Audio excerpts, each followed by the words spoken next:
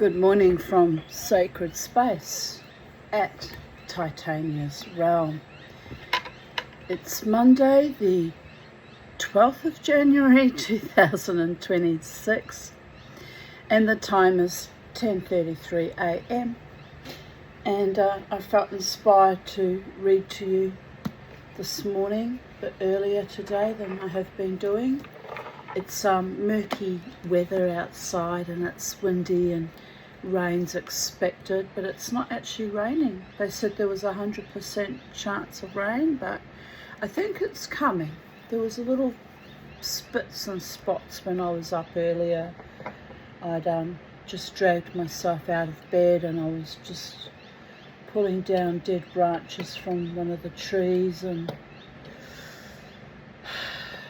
so much pruning, cutting down of dead tree branches needs doing, and I don't have a chainsaw and I can't afford a tree lopper, so it's a bit of a worry actually.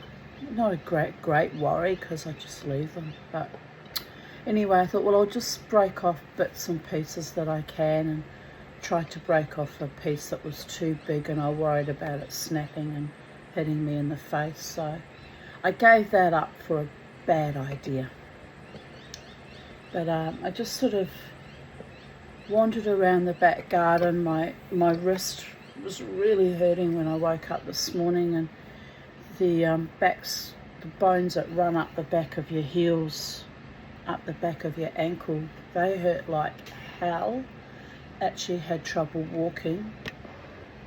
Been getting a lot of pain in those bones. I don't know what that's about, but I'm just ascribing it to arthritis. It's probably arthritis. And anyway, on we go. Another day in paradise, or planet hellscape, according to your level of discernment and gnosis and awareness. We'll just leave it at that, shall we? Sometimes Mama T likes to go into denial and refer to this place as paradise, but that's actually kind of tongue-in-cheek because, my mother had postcards from her boyfriends in Nazi Germany that were about to be sent to the Eastern Front, and they would write back little cards saying, "Next week we shall be in paradise," which was a euphemistic term for they were being shipped to the Eastern Front, and most German soldiers didn't come back from that front, by the way, and if they did come back, they were so severely damaged with shell shock, or what we now call PTSD, that their lives were utterly ruined. In fact, one man came back from the Eastern Front. He was sent back on compassionate grounds because his mother and entire family had been bombed out there in Hamburg. So they sent him back, and he stood in the rubble of his home, and I don't know if he saw their bodies as well. I don't remember that part of the story, but Mum said he just stood there and his mind completely snapped, and he actually killed himself not long after. War is hell. All wars across all nations, all classes, all divides, however they're conducted, spiritually, economically, militaristically, physically, emotionally, all wars are absolute hell. And although I've never actually been through a war personally myself, apart from watching, the horror of the wars conducted in Iraq and Afghanistan and Vietnam during my childhood, I've never experienced them firsthand, but I've been through the equivalent of wars, being under consistent domestic terrorism for 18 months at Waterford West,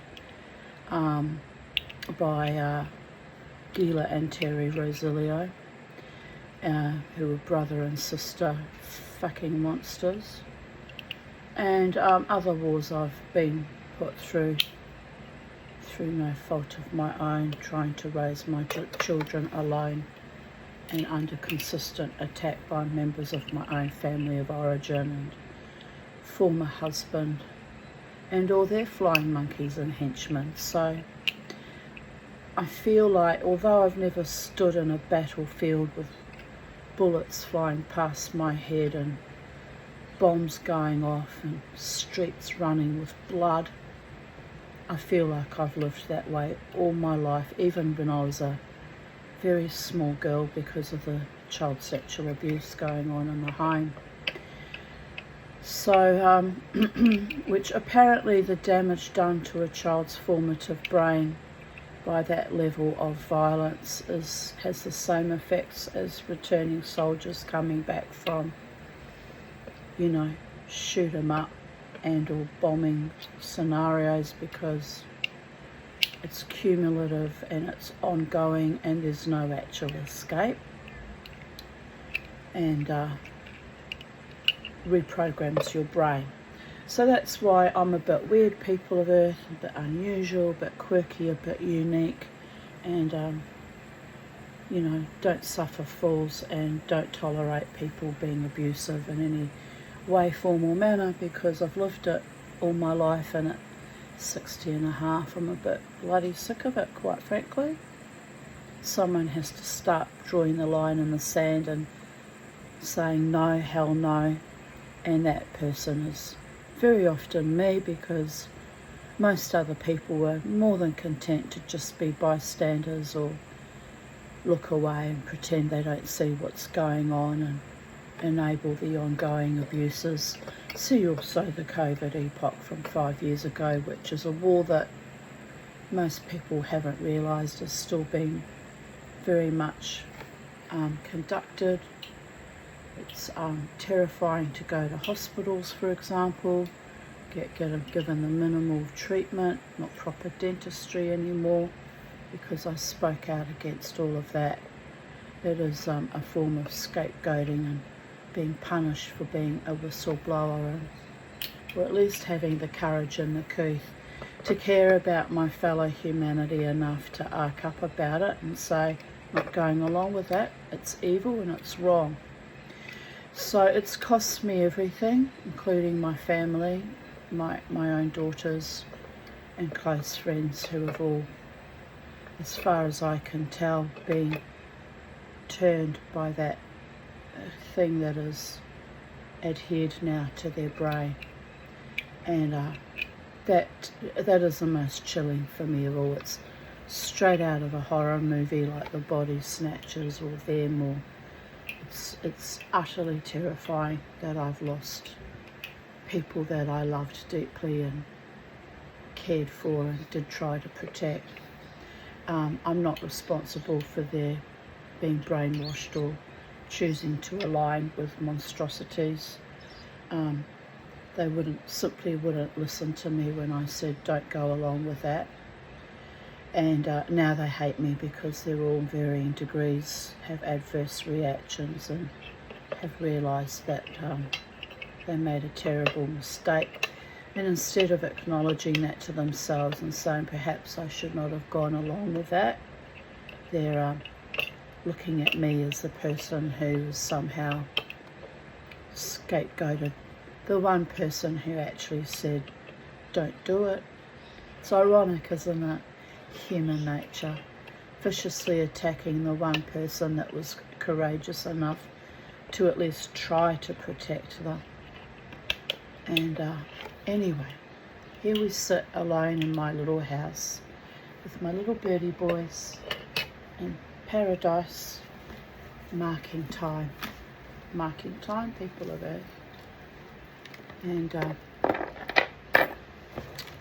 it's a beautiful morning. I actually had a better result last night with my CPAP machine. I wonder if it's because I turned it off yesterday and kind of reset it a bit.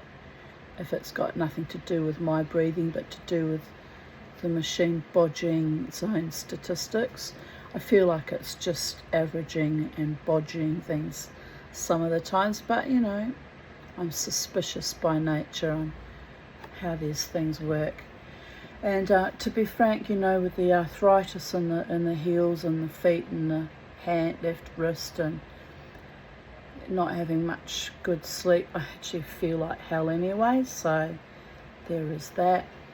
And knowing that everyone in my inner circle has been turned, except for my wonderful doctor, thank the God for one decent person left alive. You know, it's very confronting and terrifying, quite frankly. To be honest, I don't know how much longer I can continue on living in this planet, knowing what I know and having been vilified and scapegoated and gaslighted and betrayed over and over again by people I thought were friends. But you know, it's not a new playbook. It's played out on repeat in my life. The last time I was scapegoated and vilified by an entire group of people was when I was leaving the unit complex in Caravaggio in 1996, where a whole entire group of single mothers and women that I regularly partied with and danced with and looked after each other's children, and I was incredibly good to, also all turned savage for, I still don't know what the reason behind that was. Just randomly they all turned on me. Anyway, I left that place after the unit manager made disgusting pedophile comments to my children, and I moved us out, and that set a cascade of traumas that were immense. But you know, I was under a lot of pressure then. I was still going through my divorce, and I was still going through my divorce. It takes 12 months to get a divorce, doesn't it? I got my divorce in February 96, and that event happened in November. But I was still going through, you know, I was under constant attack by my former husband, and you know, with my little children, impoverished on a single mother's pension, alone and isolated, and even my closest male friend that had been like a lifeline to me abandoned me back then. It's kind of interesting that I've been abandoned again all these many years later, 30 years later. For what reason? That I won't be silenced, and I won't lie, and I won't hide, and I won't obfuscate from the reality of what it is actually we're all living through. And I'm the only one that has the courage to stand up in my own truth and dignity and honour, and I'm hated for it, people of Earth. Very conscious of that. But someone out there might benefit from my holding my line, might inspire them to have their own courage and fight for their own lives and their own, you know, friends and family, and or they might be in a situation like I am, where they've been completely eviscerated by spiteful people, and might be their first rodeo. So I'm here to tell you, you can survive it. I've survived it many times, actually. Many times. So, because actually I was thinking that business, that evil in Caravaggio wasn't the first time, and it wasn't the last time that an entire group of people ganged up on me and scapegoated and utterly tried to destroy me. And this last time,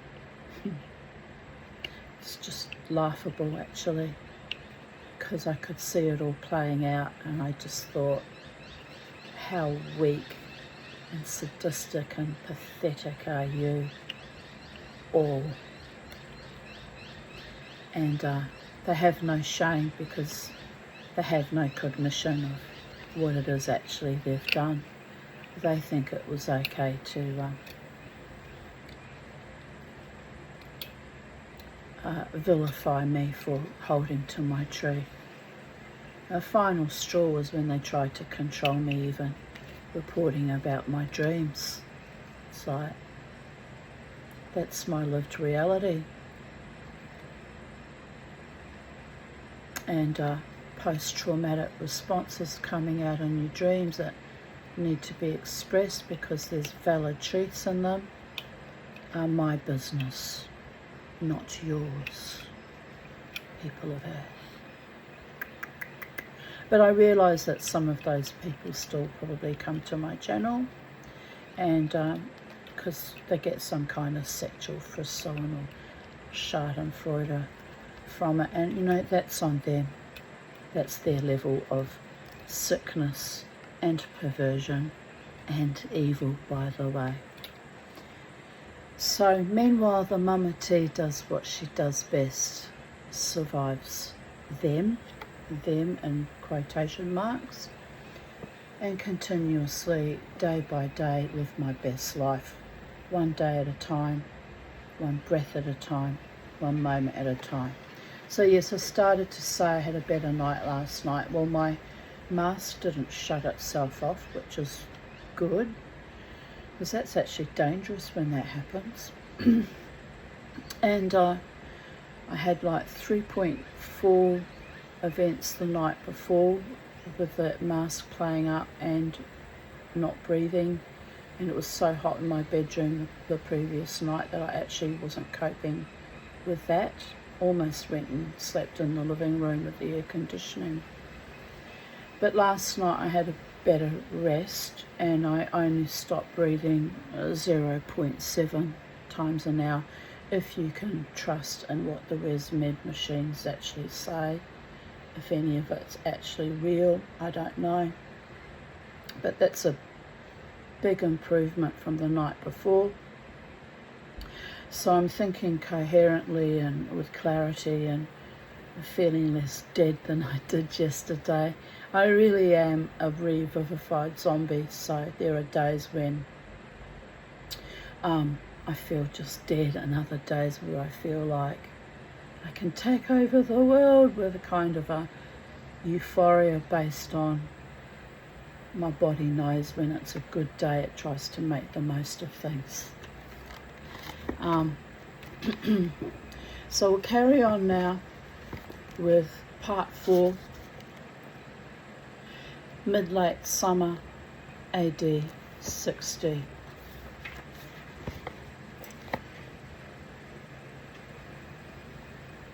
Chapter 32.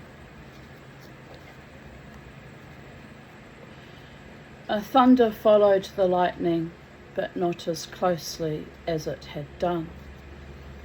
Valerius stood under an awning of bull's hide with his fingers laid on his wrist, and counted the beats between the flash of the god's fire and the blow of hammer on anvil that had created it. When he could be heard over the noise and its echo, he said, 10, it's moving away. Could we petition one of your gods to make it move faster?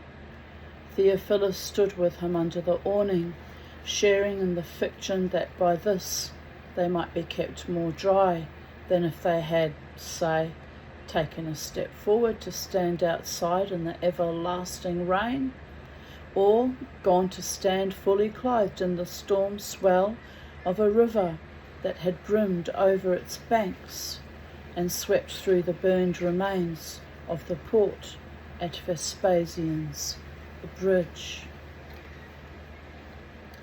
It'll be gone by noon once they start to move. They don't stay long. I don't know why, but my glasses seem to have steamed up. You're very quiet, little birdie boys. What you got going on in there? Just sitting like little stool pigeons listening to Mama. They're such good birds. They really are.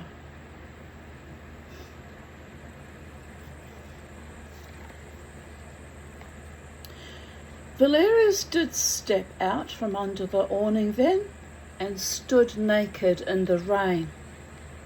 He had stripped to the waist 3 days before when the storm began. On the second day, along with everyone but Theophilus, he had discarded the remains of his clothing as worse than useless and gone naked among the mud and fire ash. The rain ran over his body, pooling in the scoop of his collarbones, falling over in sheets that snagged on the knotted scars.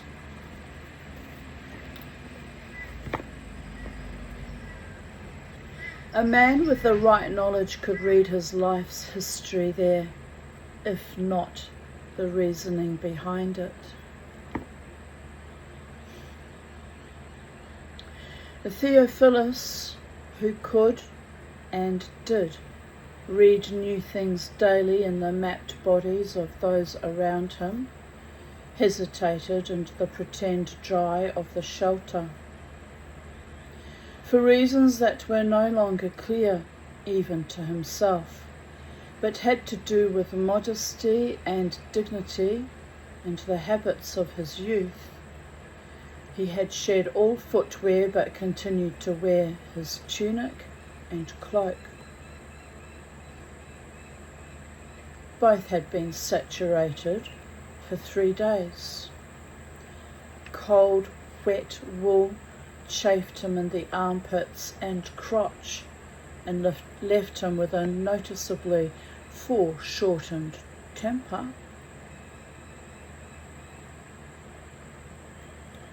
Valerius stepped round him with amused caution, which did nothing to improve his mood. Eyeing him sideways now, the Boadicea's brother said, "We need to destroy the bridge before we leave.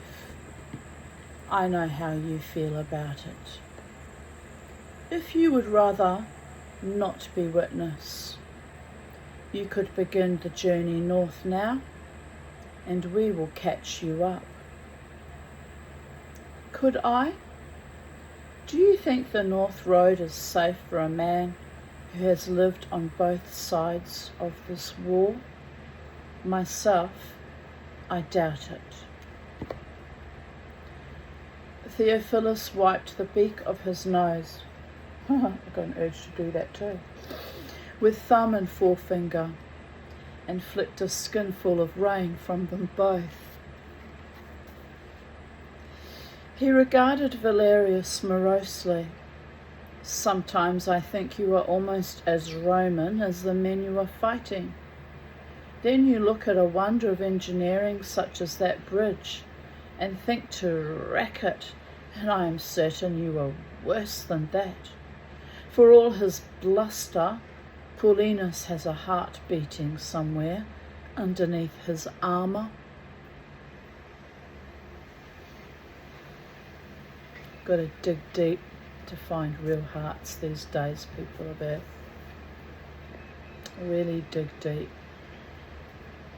It's really, I said it when COVID began and I was right. It really is a zombie apocalypse. And once you become that level of zombie that you're evacuated out of your own souls, sometimes there's no coming back from that. Although the gods granted me longer continuance on this planet, and I did come back from 15 years of heavy psych med dependence and zombieism. I did come back, and I've kept my soul intact. I can take great pride in that, actually. But it wasn't just my own defiance and stoicism and fight, but gifted by the gods. I wouldn't be alive today if it weren't for my angels or the ancestors that love me, or God and all manifestations of holiness. big G and little g's working together to keep me here. Is it good or is it bad? Watch the space. Something wonderful might work out for me one day. With good people surrounding me, anything is possible. But at the moment, I only have a few people out there somewhere that I don't have contact with daily or even monthly now, but there's still love out there in the world, people of Earth. I have to believe in it, but like believing in fairies and angels, isn't it? But you're out there, even in YouTube world, good people. People who won't be complicit in other people's evil and rot, and will stand beside me with honour and integrity and decency. So mote it be. So help me God, quite literally. Right. You, by contrast, are more like Vespasian or Caesar, who came here to plunder your corn and silver the better to feed his own armies. He waited a moment to see the other man's smile grow deeper. Then, with a sour eye to the tilt of water streaming over the lip of the awning, Theophilus of Athens and Kos, both of which were eternally blessed with dry weather, braced himself and stepped out into the ocean of mud that had been a grazing paddock for the horses of Ludunum, and later for the port at Vespasian's bridge.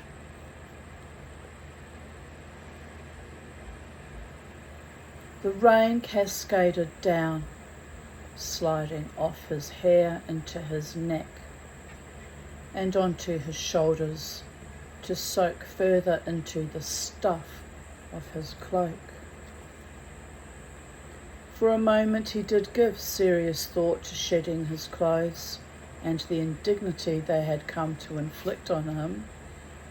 Then he looked past Valerius and the sea of other equally futile awnings, past the miserable horses with their tail turned to the worst of the wet, past the naked warriors hunched in their shelter, eating cold-boiled mutton taken from the storehouses of the burned port, to the storm-swollen river where the bridge arced over the torrent. The bridge commanded them all, now that the port at its feet had gone. Stark and black and proud against the mud and grey skies, it hung suspended in a lacework of geometric precision above all the chaos of rain and war.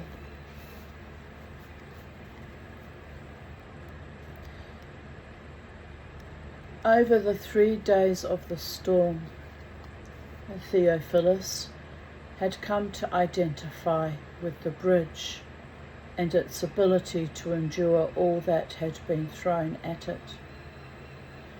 It was the reason he was still clothed and would remain so. It mattered to him that he kept faith with all that it held. Standing in the rain, contemplating its destruction, he thought he might weep, and then that he already was. He caught up with Valerius. It is beautiful, far more so than the forum at Cumulodunum, or the theatre, or the grotesque monstrosity of Claudius's temple. It's perfect, a testament to the powers of men over the gods. Why must you destroy it? For that reason, if no other, we are trying to restore the gods to the land that men have taken, that we may hold it in trust for them. Valerius was himself again, alive and buoyant, as if the rain fed the core of his soul, or the battles did. He was not like Julius Caesar, catamite to kings, but he was very much like Vespasian.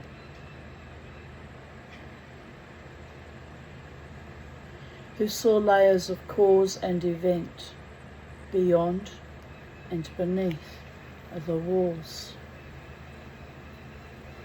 He was, quite clearly, a man who had grown very close to being all he could be.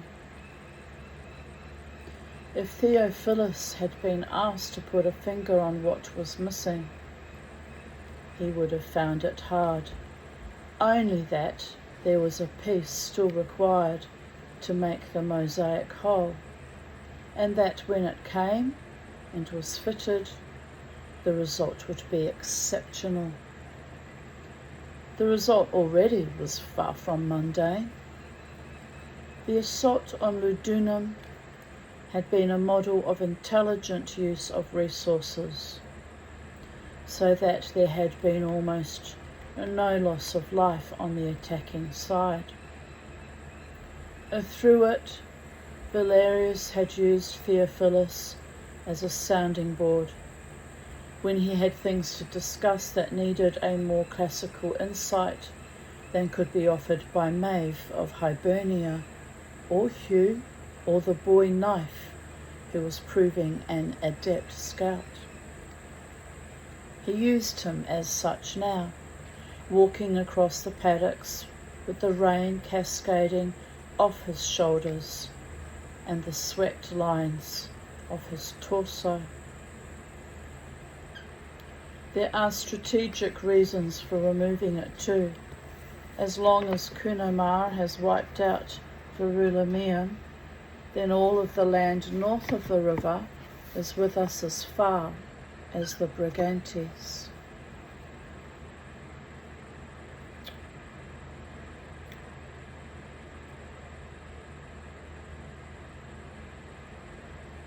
The southwest has always been for us and against Rome. Down there, he pointed across the river. Every tribe south of the river is loyal to Rome and will remain so. If Paulinus decides to run his army south, I would rather he were not able to cross the river into Atrebatan territory.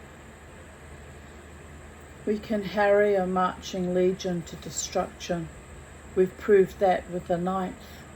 Will be much harder pushed to attack them if they're in allied territory.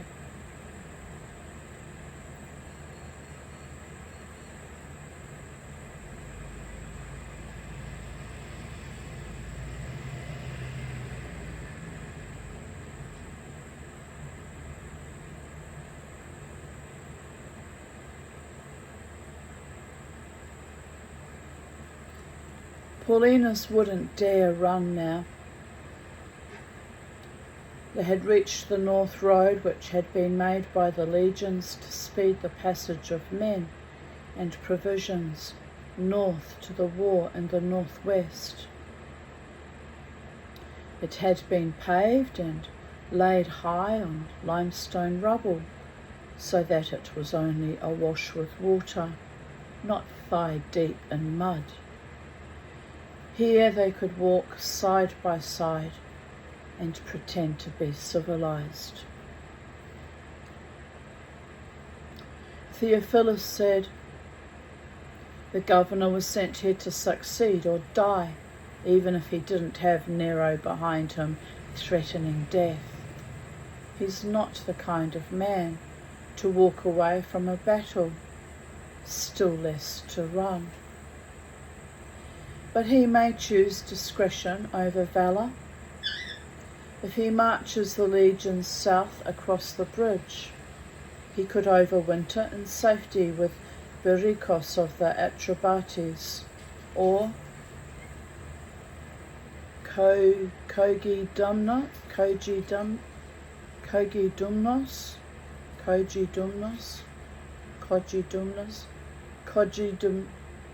we'll go with Kogidumnos since my mouth keeps wanting to repeat that over and over again. Could be Kogidumnos. Or there we go.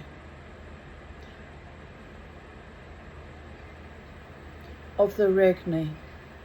Both men are given heart and soul to roam. They reached the paddock's end. Valerius stepped over a fallen roof beam that had come by accident to mark the outer margins of the port. Rain flattened the stench of death, but not the sight of it. On either side, naked warriors and older children were still sorting through the debris of burned huts and merchant booths, taking metal that might be usefully made into weapons, or leather for armour, or food that had not been spoiled by the fire or proximity to carrion. Why I'm sort of slowing down and pausing is I keep being told it's time that I just sold everything I own, which isn't worth much, quite frankly. Just got on a plane, went back to New Zealand. There's nothing for me in New Zealand, only enemies. My half-sister and her husband, and my niece and her family, all turned vicious many years ago with the wool dispute. Enemies. There's nothing for me if I went back there. And how would I support myself? Can't support myself here as it is. Trapped on a disability pension and housing commission, to be kicked like a dog by every elitist, condescending, filthy pedophile enabling, hateful, COVIDian cultist, fucking pig there is. Choose whatever banner they want to operate under.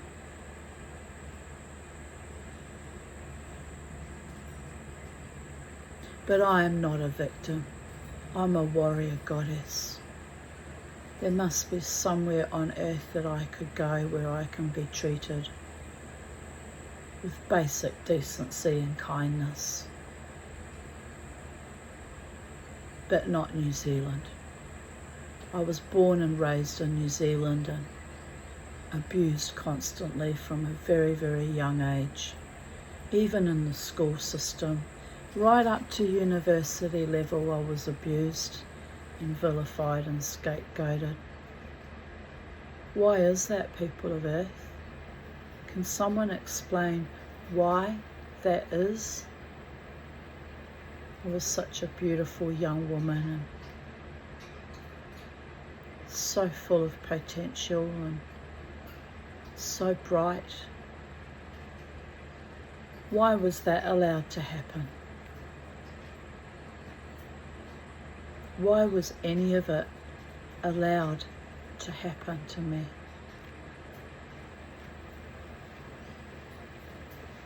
So I thought it was a great idea at 23 to escape the evil of my own country by moving here to Brisbane for the warmer climate. Well, we got the warmer climate, didn't we?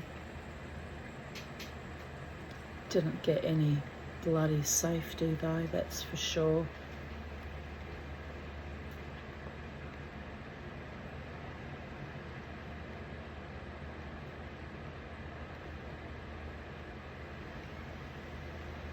That pervert, that liar, that deceiver, luring me in with the promise of safety, had obviously been reading my public posts for years and gathering all that information like a true psychopath does. trying to have things to suck me in with or use against me. It backfires every time because I can go back years in my writings and pull out all the truth too.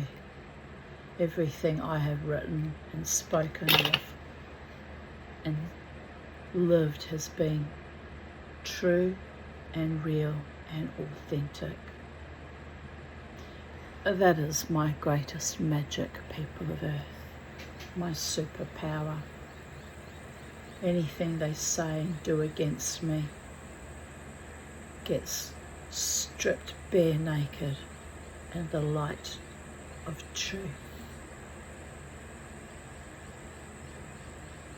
Thank you, Hashem, for reminding me of that. It gives me great comfort and solace in these dark and turgid times.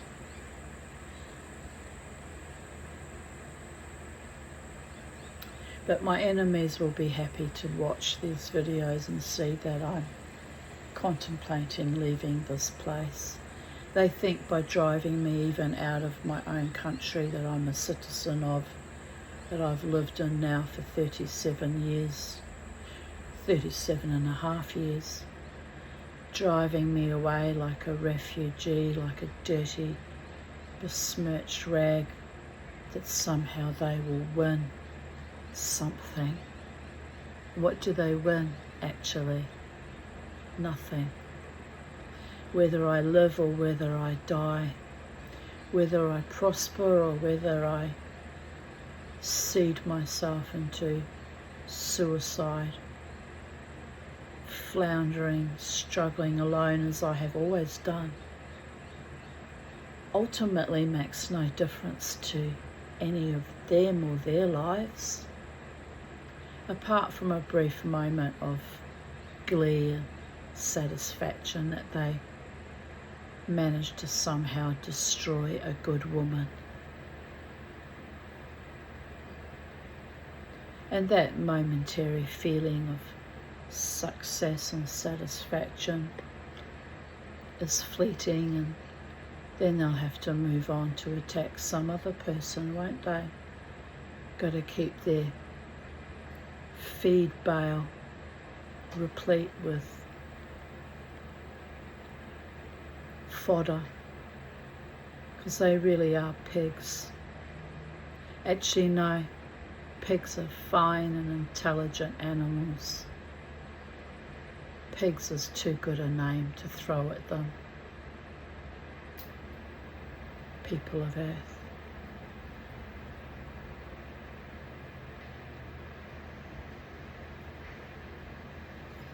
But yes, the mummy needs to pack everything up and go somewhere, maybe still within Australia, although this was never a lucky country for me.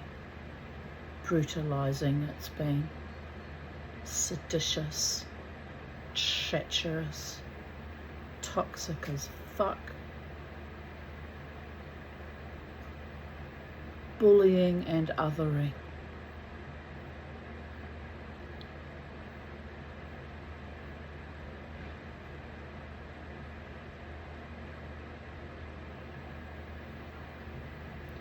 I'll have to think carefully, because if I sell my car, I guess that's a one-way flight to somewhere.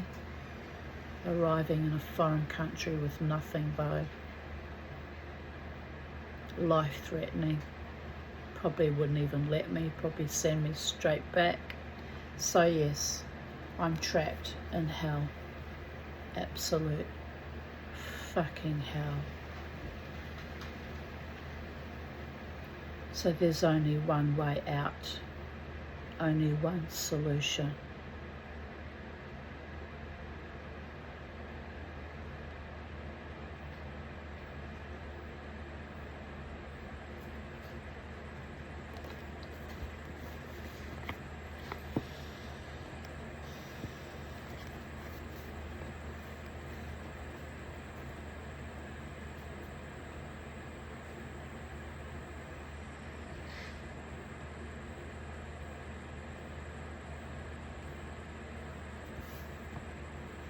There was more of that than there had been in Camulodunum. The storm had stopped the fires before they could cleanly burn everything. There had been no final siege in a stone-built temple.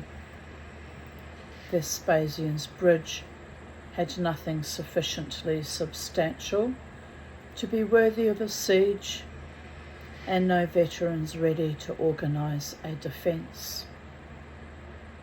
The slaughter here had been fast, and most of it by sword and spear, with the fire intended to clear everything after.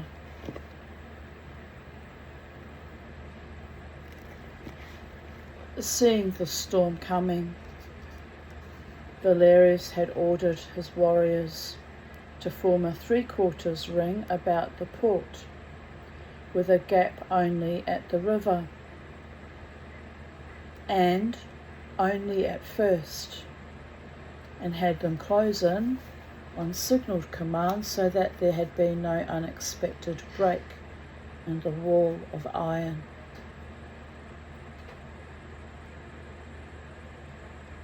The fighting had been swift and disciplined. Near the centre, the last cram of defenders had died of breathing smoke.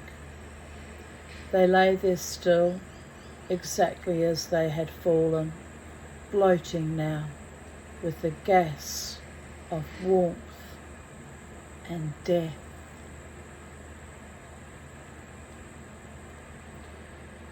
The road was completely clear of bodies and burned wood. Valerius had ordered that as a first priority. They walked down it towards the bridge.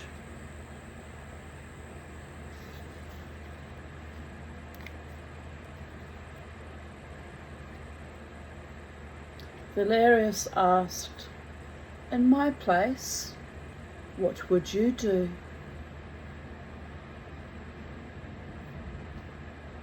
The rain eased a little.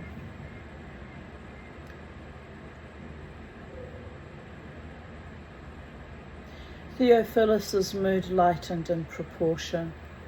He said, "Exactly what you are doing. Only I would be more worried that Paulinus might order his client kings in the south to raise their sworn spears and send a war host north across the river to help him. And I agree with you.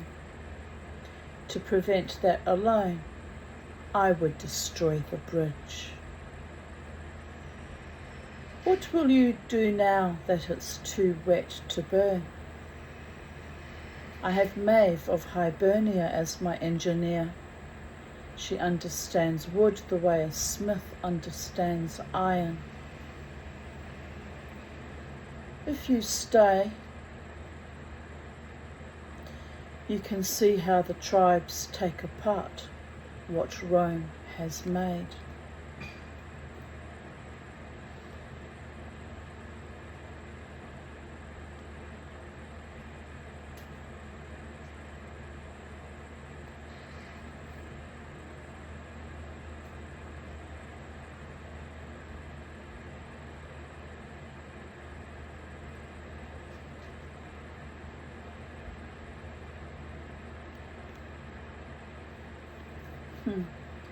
I just heard, and I don't speak Spanish either apart from a few words, but I just heard Incantato Duo Tres, and I was sitting there going, incantation? Incantato? Spell? I don't know what that means. Duo Tres, 2, 3, 23. Are they trying to say Psalm 23? The Lord is my shepherd, I shall not want. He leadeth me across still waters, he restores my soul, etc., etc., etc. Is that what you're telling me, Spirit? Reminding me to say my protection prayers? I think so. It's amazing, isn't it, how my people speak to me from beyond the veil in cryptic foreign languages at times. I'm not alone, people of Earth. No one who has the spirits communicate with them on a regular basis is ever truly alone. It's comforting. A bit astonishing at times, but comforting.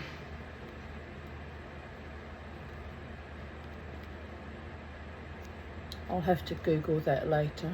Incantato Duo Tres.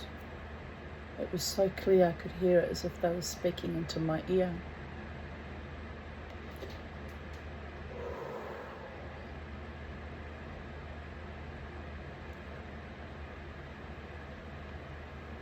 I know when you meet someone, they say Incantado, meaning enchanted. Maybe that's what I heard. Sometimes I mishear it because it's foreign language to me. Incantado, but then 2, 3.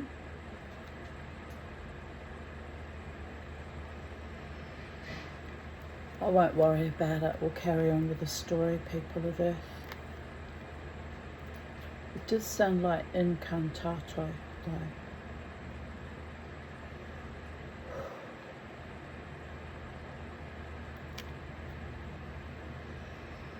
Now I have a wave of heat going through my body, which I could well do without because it's already hot.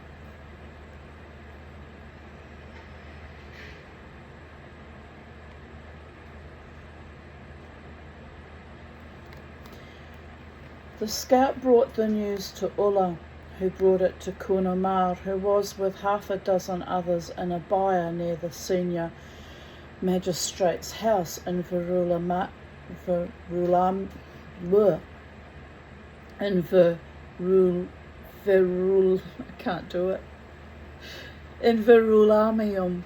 trying to round up 3 blue roan cattle and their 2 heifer calves.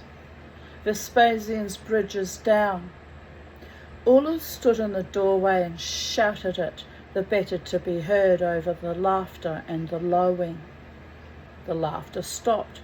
The lowing did not, but grew less. Panting, Kunamar leaned on a tether post and swept a dark hand through his hair. The grin faded last from his face after the rest of him had sobered, as if that part was least willing to let go of the game. He spat straw from his teeth and stared at the floor and made himself a leader of spears again. When did it fall? He asked. Last night, just before dusk. The morning's drizzle had dried. Ulla stood in watery sunshine, shading her eyes. Valerius made it a ceremony as it came down and gave half of the bridge as an offering to Nemain. The other half was burned at sunfall as a gift to Lu of the shining spear, sun god of the ancestors. All of the warriors and refugees watched it. They say that the part of the war host that travels and fights with the Bodhisattva's brother is blessed by the Old Ones and has formed a shining army in its own right. Kunamar's eyes grew tight at the margins. Valerius says that? Of course not. But the warriors of Mona who fight with him say it, and they are of the god's isle, so everyone listens. He has more spears now than anyone. The Siluris have come from the west to join him, and warriors of the Duratriges and Dumnonai loyal to Gunavar. They were looking for the Boadicea, but couldn't find her, and so have joined with her brother instead. Kunomar was looking increasingly strained. Ulla said, they're with Valerius because they met him first. When they reach us here this evening, they may yet choose to join you. All traces of the boy who had enjoyed the morning's game vanished. Valerius and his host are coming north to meet us? Here? Today? The cattle fell silent at last. The youths of the she-bear glanced guardedly one to the other and began to ease themselves from the strawed slurry of the byre. They were brown to the ankles and stank of fresh manure. It had not mattered before. It mattered a great deal now, if they were to rescue any honour at all from the task they had been set. Unlike the battle for Ludunum, the battle for Verulamium had not been glorious. There had been no ceremonial ending of a bridge, nor yet the burning of a city. The Boadicea had given 1/3 of her war host to his son, with a remit to crack open Rome's second city in the province, in order that he might prove himself as a tactician and a leader of spears in a safe theatre before any greater battles. To his enduring shame and that of his warriors, he had thus far proved nothing of the sort. The entire affair had been a wallowing anticlimax. It had not occurred to any of them that the town against whom they marched might not wish to be cracked open, but might instead greet the warriors with barely a flight. In the event, the rising smoke of Camulodunum had told its own story, and the inhabitants of Verulamium had sold themselves most assiduously to Rome for the prize of citizenship, were gone or dead by the time the Boadicea's son and his warriors had arrived.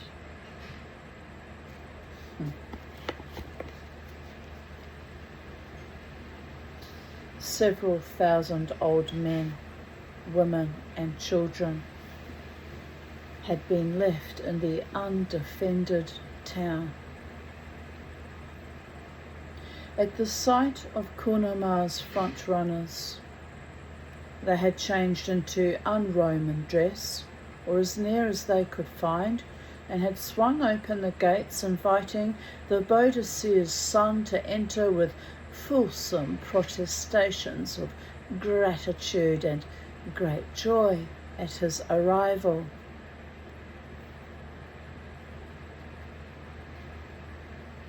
Against a desperate wish to kill without cease, Kunomar had given orders that none of them must be slain, and that instead they be given food and wagons, with which they might leave if they wished before the municipium was burned.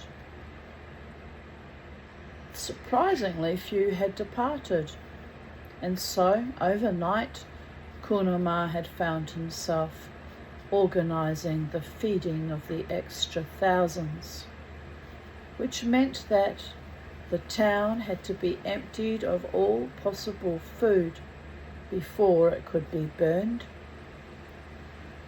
which was why he was in the cow byre, chasing a skinny roan heifer with a group of friends, as if there were no war to be won, and the worst that could happen was that they be covered in filth to the ankles and have to jump in the river to be clean.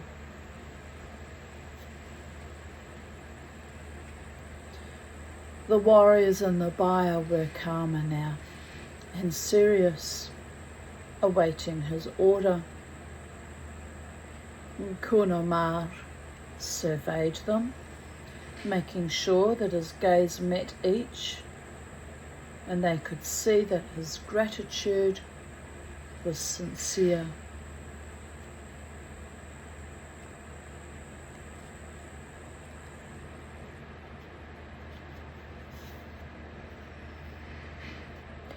Thank you all. We should perhaps forget about trying to halter these and herd them out to the rest.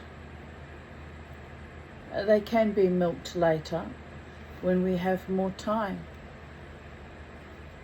If you three, he swung his arm and they swayed apart from it, dividing into two groups, could take care of that and the rest of you come with me. It seems we have a city to burn and not long in which to do it. The elders of the she-bear had warned against the intoxication of leadership, and taking care not to revel in the strength of their devotion. Kunama watched the first half of his group move with commendable purpose to herd the cattle, and then let the rest out to the alleyways of the town, where the thin sun took the chill off the wind and dried out the building for burning.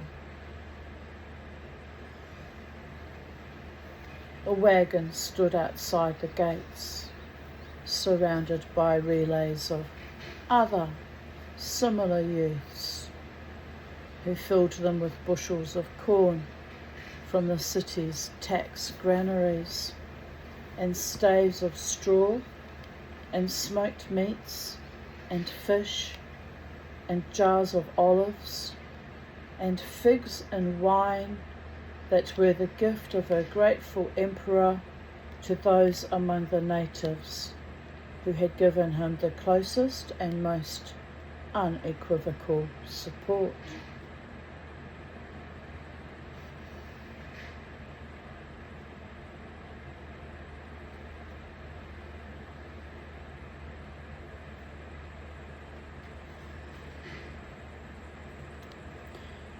Even more than Camulodunum, Verulamium had worked to make itself, and so the province, fully Roman.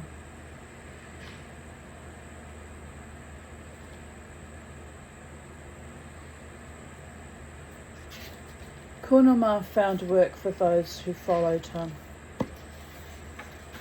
and for himself, and set out more scouts to assess Valerius's progress, and made sure that he was in a place where they could find him first when they came to report.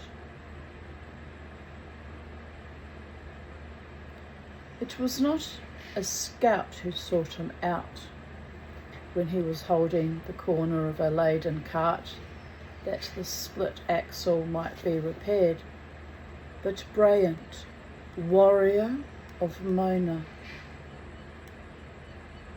Her hair was black, streaked with grey and a little mud. Her eyebrows were incised black lines above raven-hard eyes that pierced friend and enemy equally, with little warmth for either. She loomed over Kunamar, lean and angry and fired by something beyond the necessities of the day, even this day. The axle was mended, the wheel was put back on, and the pin hammered into place. He let go of the corner and flexed his fingers and led the warrior of Mona out to the horse paddocks, where there were fewer listening ears. A wall-eyed chestnut mare stood in the far corner, watching him warily. Kunamar had been trying intermittently to catch her for 3 days. He walked towards her now with Bryant at his side. "I thought you were with Valerius," he said. "I was." Her eyes were bright and cold as she said it. Sigfa might have placed her trust in Valerius, but it was widely known that her lover, the warrior of Mona, hated the Boadicea's brother almost as much as she hated the legions.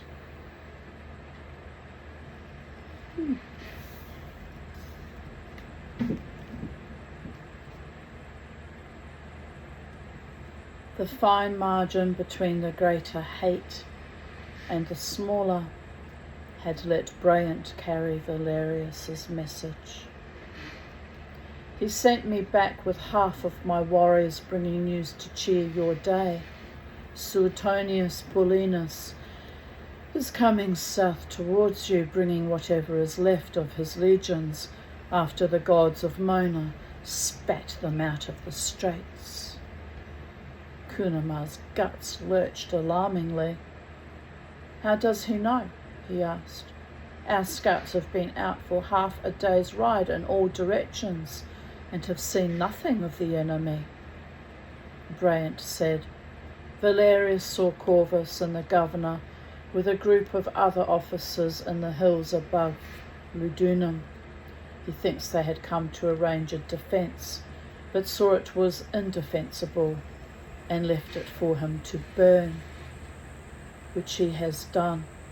Indeed, the Roman officers rode west towards the coast. Valerius thinks they'll summon the legions down from Mona to join them, and that, together, they'll march south down the new road they have built, which is wide enough for 8 men and stretches all the way to the great river.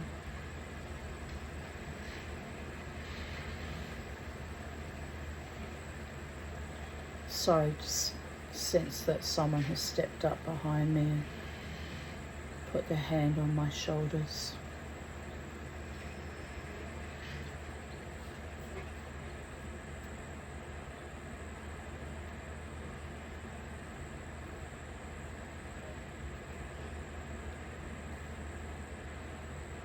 Mia solo.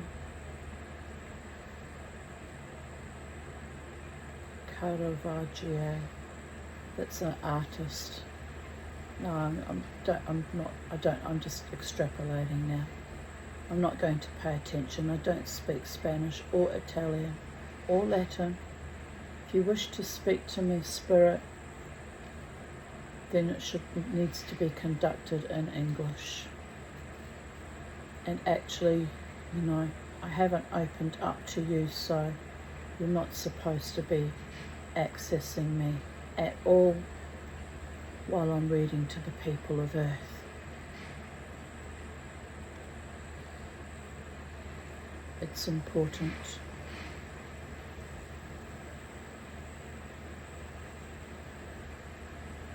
This is not the time, though, Spirit. I humbly ask you to go back to the light.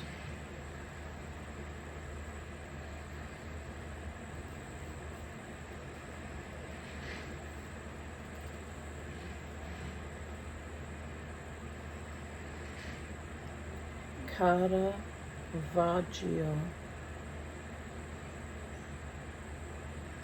take care. We protect you.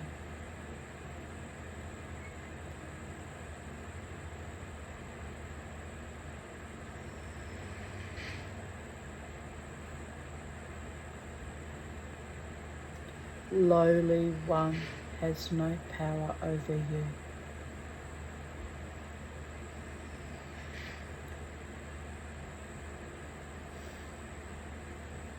We are by your side, morning, noon and night.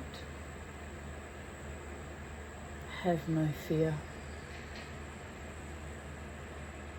Tutto Bellissimo.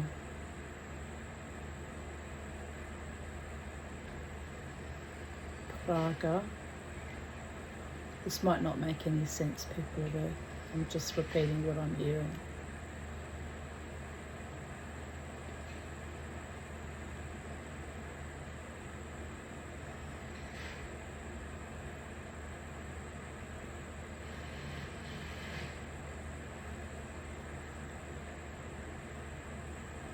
I didn't get that last bit. Sounded like Cherico, but don't even know if that's a real word.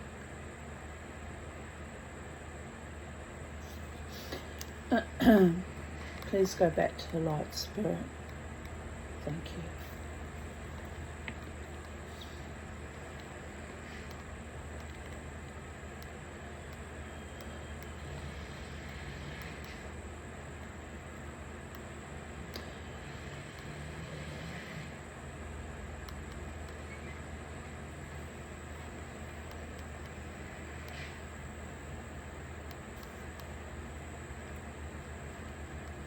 Your mother's brother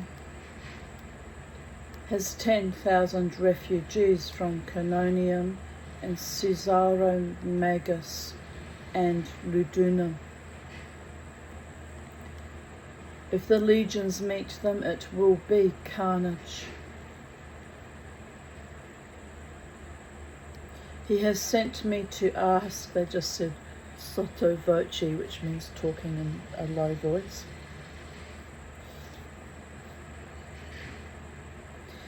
He has sent me to ask, therefore, if you will harry the legions as you did in the forests of the east against the ninth, until he is able to join you.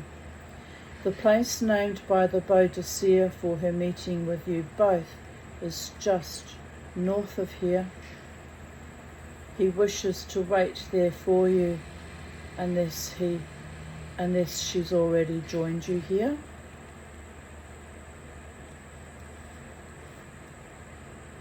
Prego.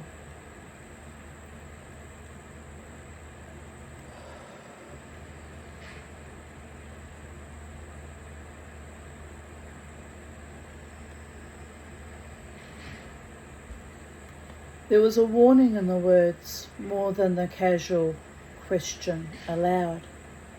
For a moment, the threat and promise of the legions was a small thing.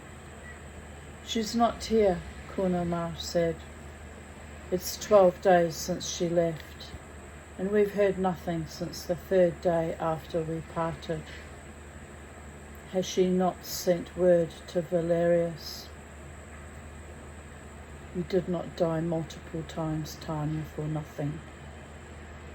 There is a reason we have brought you here, again and again and again.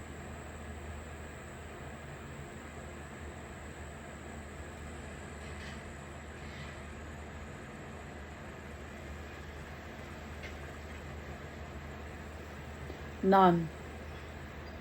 I'm continuing with the story. Has she not sent word to Valerius? None. Bryant's eyes were less cold. Sigfa, who was sole friend to Bryant, had been chosen to ride with the Boadicea. Your daughter needs you. My daughter couldn't give a flying fuck about me, people of Earth. She's demonstrated that over many years.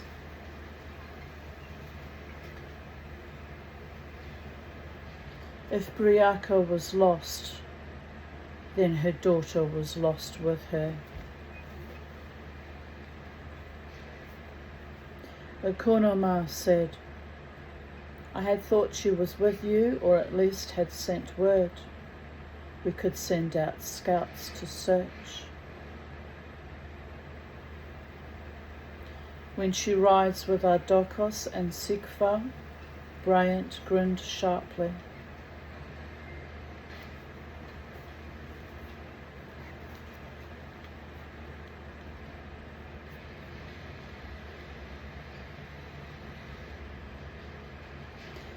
We have no scouts who could find those two. If she wants to be found, she will be found. If she does not or cannot, scouts will find nothing. They would be better put to seeking out the legions. Kunama's mouth had dried so that he had to swallow to speak, and then again to loosen his jaw. How many are they, he asked, and how close? Almost all of the 14th with a third of the 20th, plus 2 wings of cavalry, perhaps 6,000 legionaries, and 1,000 horse. As to how close, Valerius thinks that they will have reached the lands of the Koratani, who worship the horned god. There are places there which lend themselves to ambush. We should be able easily to attack the tail as before. A Bryant ran her tongue round her teeth. Valerius could have sent the warriors of Mona alone, she said, but he has sent me to join you. If you were a hound, I would imagine he was throwing you a bone.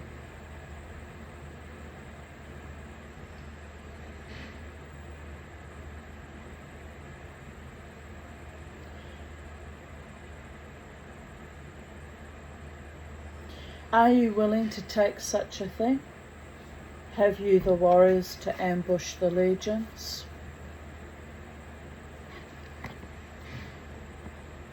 Kunama, there you go again with the Yitgadal, the Yitkadash. Perhaps my own death is imminent. They keep repeating the Mourners Prayer to me. If so, so be it. I'm ready.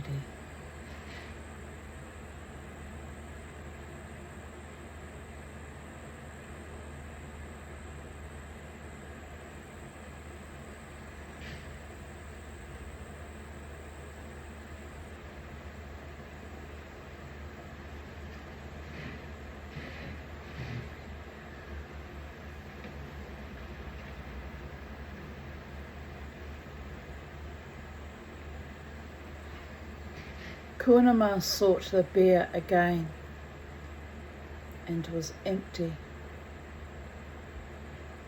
He heard his mother a long time ago before they came east. When the gods most fill you, you feel most empty. Then is the time to ride the wind and let it guide you.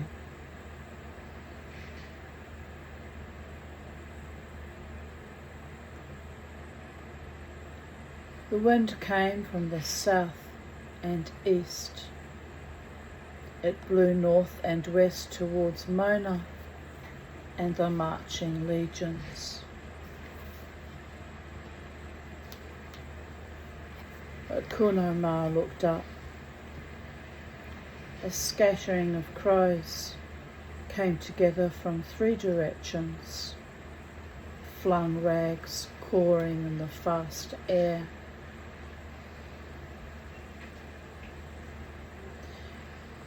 They made the sky black with their circling, then turned and flew with one mind, north and west. He felt hot breath on his neck. He let his eyes turn, but not his body. The wall-eyed chestnut mare was behind him, lipping at his shoulder, ready to be caught. For no particular reason, she reminded him of red-haired Cora, one of the would-be she-bears, who had broken her arm and could not fight, but was good at organising. She had a wealth of good sense and could be trusted to complete the evacuation and burning of the Rulamium, and grateful to be asked. Others came to mind in fast sequence. Quite soon, Kunama said,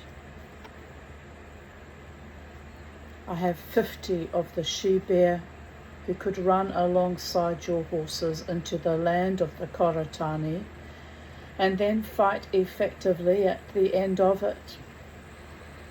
Karamia, you haven't gone yet, Spirit.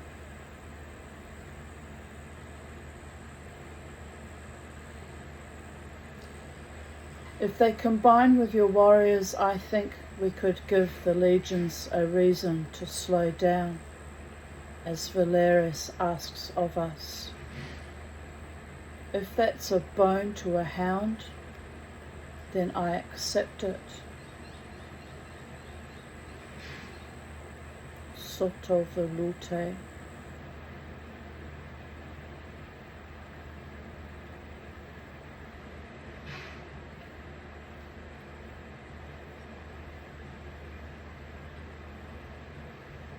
Go back to the light, Spirit. If you won't speak English, I'm not going to listen to you. It's annoying. It's also probably gibberish, since I don't speak that language. How am I to know what I'm even repeating, people of Earth? It's annoying. But I know I'm close to my own death because they're with me constantly now, constantly surrounding me.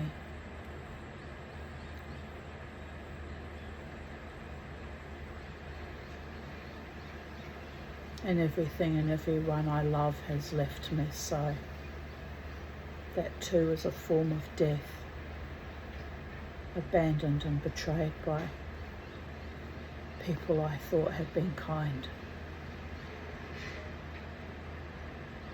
It's an evil beyond all worlds. Karamia, little one. Hold your line. Take courage.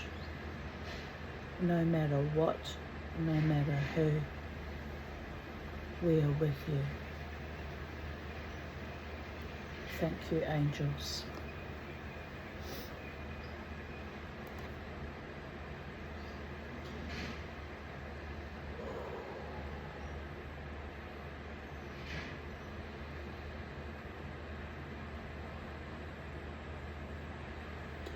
Brant made the warriors salute in the old way that they still used on Mona.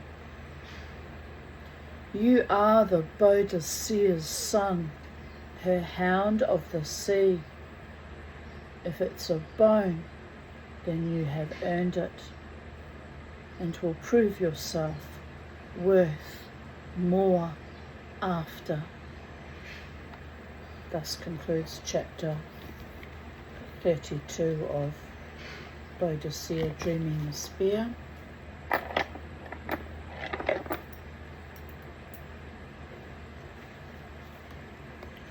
I'm going to go now and make I bought 3 little eggplants. I'm going to make some more baba ganoush. I seem to be a bit addicted to that in the last 2 weeks. And you know what? It's healthy, but it's actually just as fattening as if I indulged in chocolate and cakes because of all the tahini that goes into it. But anyway, and I devour the whole, it makes a small bowl like this. And I devour the whole lot in one sitting. that's meant to be shared, I guess, with 3 or 4 people. I just devour it. So I'm conscious that I'm comfort feeding, but for some reason I'm craving eggplant in the form of baba ganoush with tahini and lemon, and it's a bit of a strange craving, to be honest. It's not something I've ever craved before, not to this extent anyway. So there'll be a reason for it. It's something my body wants or needs, some vitamin or mineral. I've run out of vitamin D. I'll have to go and buy some more of that because that's crucial. And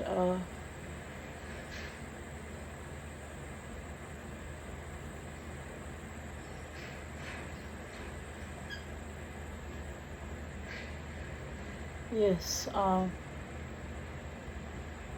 it's all happening in a far out way, people of Earth.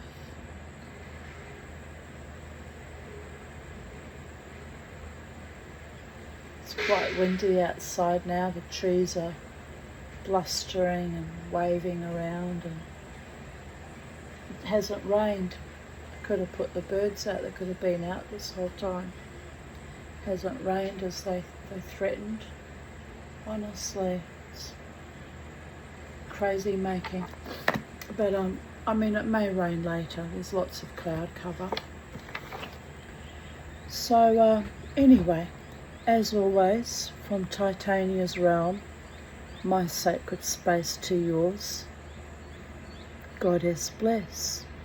Stay safe, stay happy, stay healthy, stay wild, stay free, stay in love with our planet, even if all other mortal humans have betrayed you, in my case anyway. It is what it is. As I said at the beginning of this video, not my first rodeo. So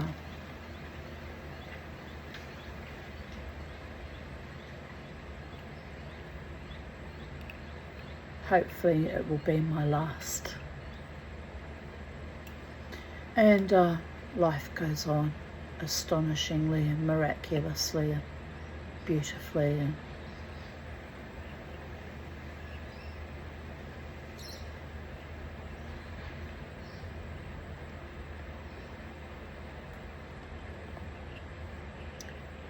blessed be from sacred space at Titania's realm. I'll be back tomorrow with chapter 33. Did I say 33? I can't remember. 33. So, bye for now.